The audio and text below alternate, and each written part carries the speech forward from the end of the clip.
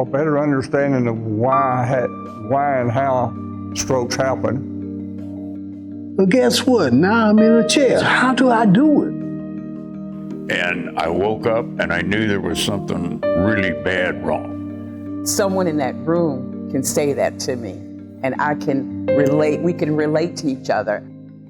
I got involved with this group. I'm the stroke coordinator for our facility, Nurse Practitioner in the neurology department.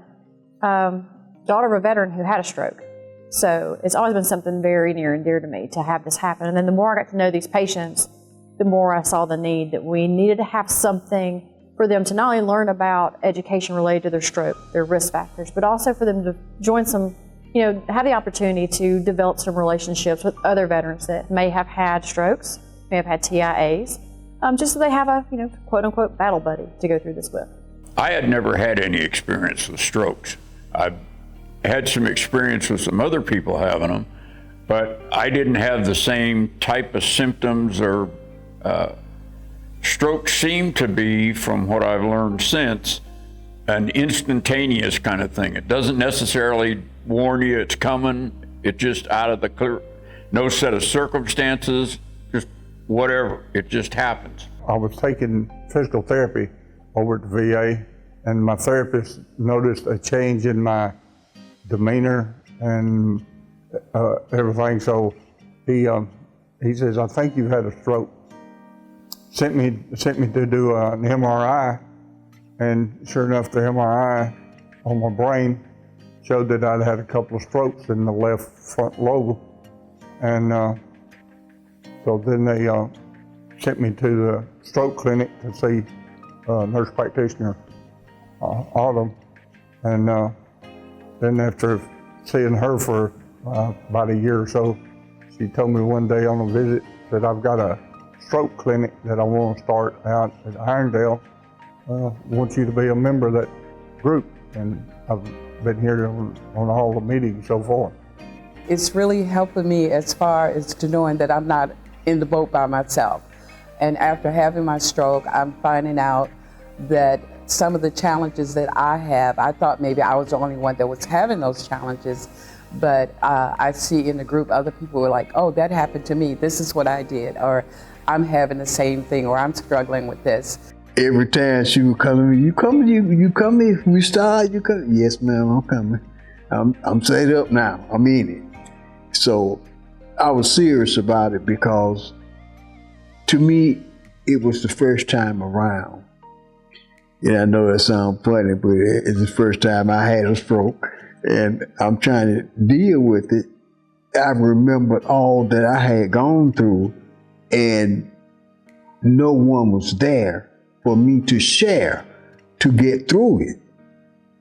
If you have a group of people that's going through pretty much the same thing, he or she can bring out some points that you never would have thought of or dealt with, because they are going through it from their perspective. A veteran can expect a lot of different things. One, good social time. They're going to get to make some good friends with not only us, the facilitators, but also other members.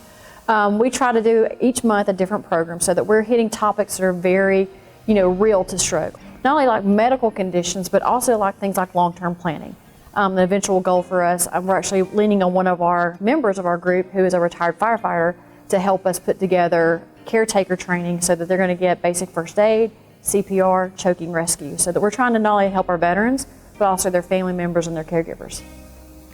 Well, we get out of it, I come out with a better understanding of why and how strokes happen. Well, whenever I had a couple of strokes, I lost part of my memory, and I had some speech problem. And working in this group, I've overcome most all the speech problem, and I've got a lot of my memory back. So a lot of folks look at me or talk to me, and they say they can't believe I've had a stroke because I don't show the signs. Camaraderie, networking with people that just like myself, or just like my squadron that I used to be in.